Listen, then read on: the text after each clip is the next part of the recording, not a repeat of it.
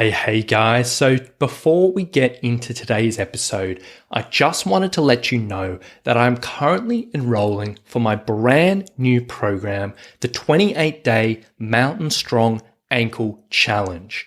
Now this program is specifically for any hiker who has a history of sprained or rolled ankles or ongoing ankle pain on the trail. Now this challenge is going to combine training, education, and support to get your ankles feeling strong, stable, and resilient for your hiking adventures, whatever they may be. Now, this challenge, it's starting on Monday, the 6th of September. And if you'd like to find out more, please shoot me an email with the words "tell me more" to rowan@summitstrength.com.au or shoot me a message through my website and we can go from there. So if you do struggle with ankle pain or reoccurring sprains and you want to make a change, I would absolutely love to hear from you.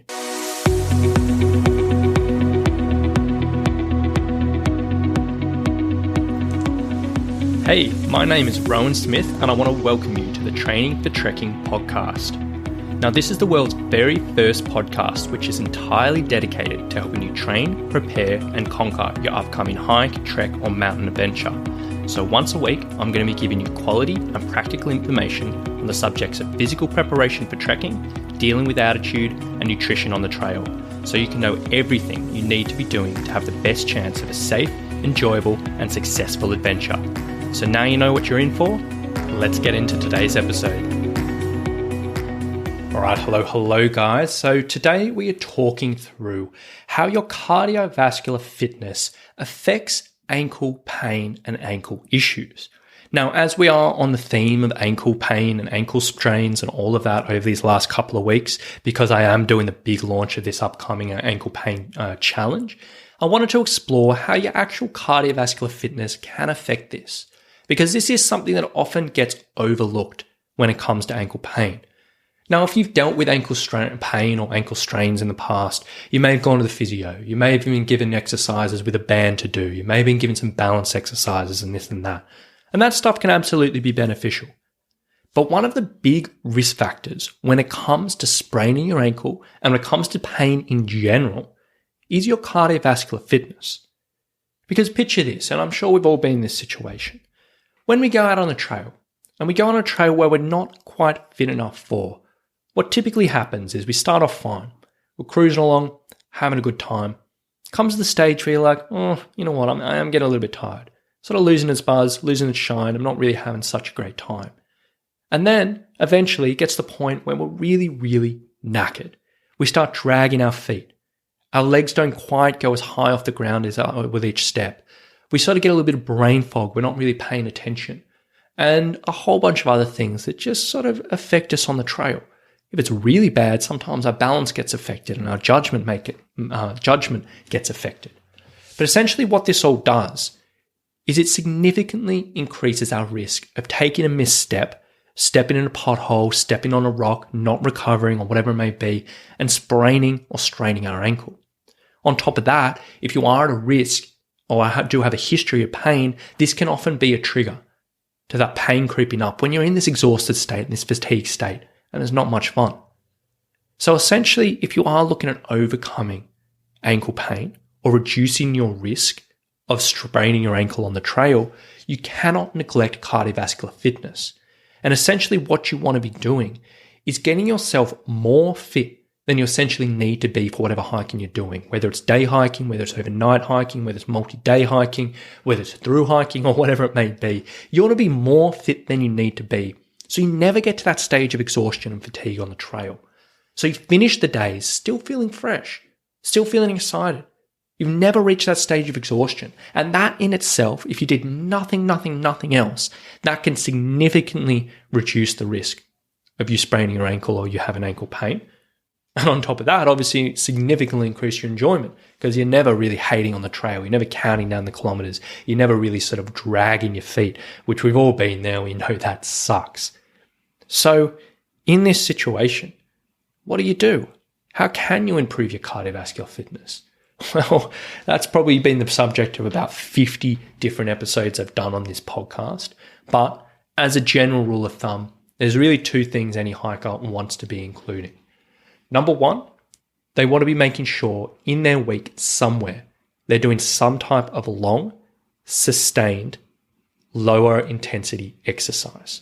So this might be a case of hiking, just going out and hiking once a week. This might be a case of walking. This might be a case of loaded pack walking.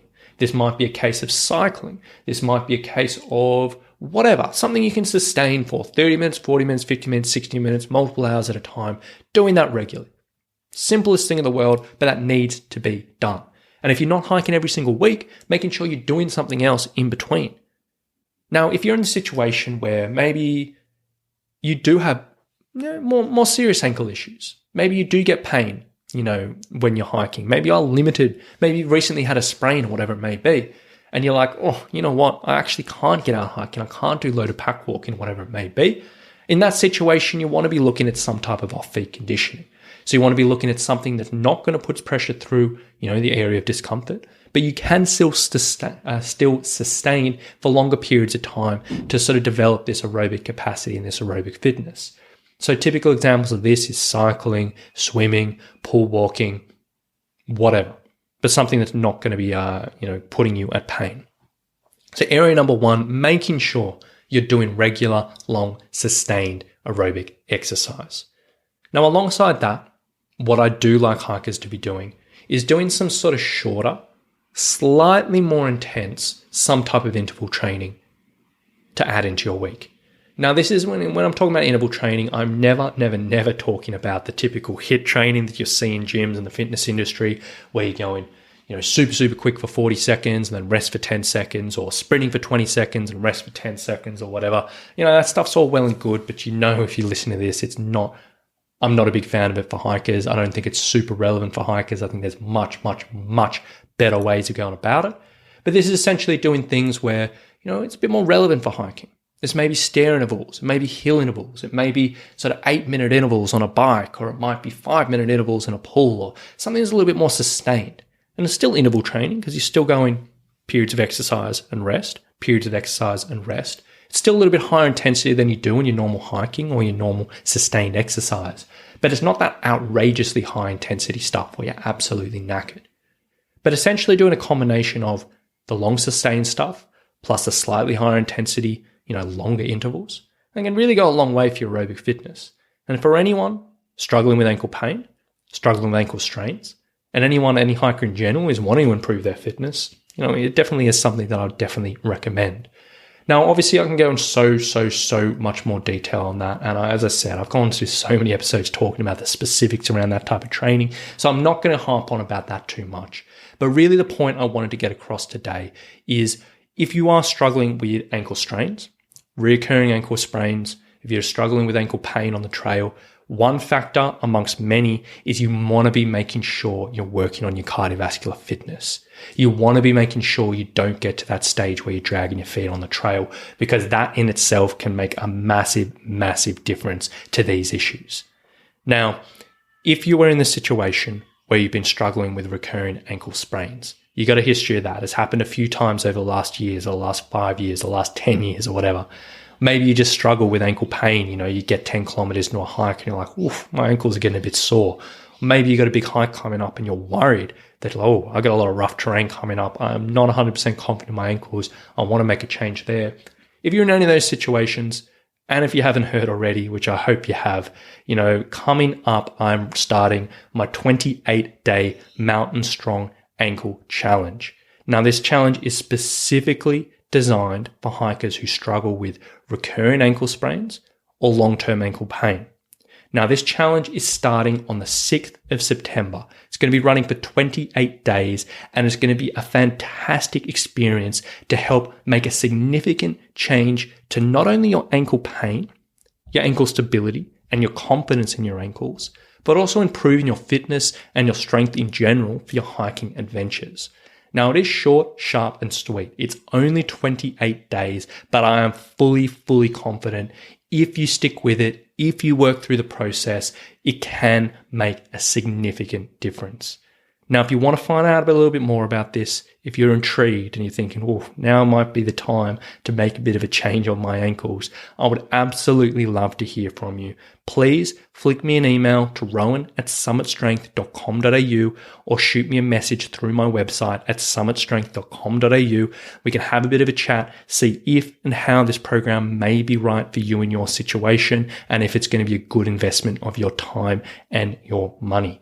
And we'll explore that, we'll discover it, and we'll go from there. So if you want to find out more, contact me in those areas, and I would absolutely love to hear from you. So thank you very much for listening. Hope you got a bit of insight from this, and we'll talk to you soon. Bye.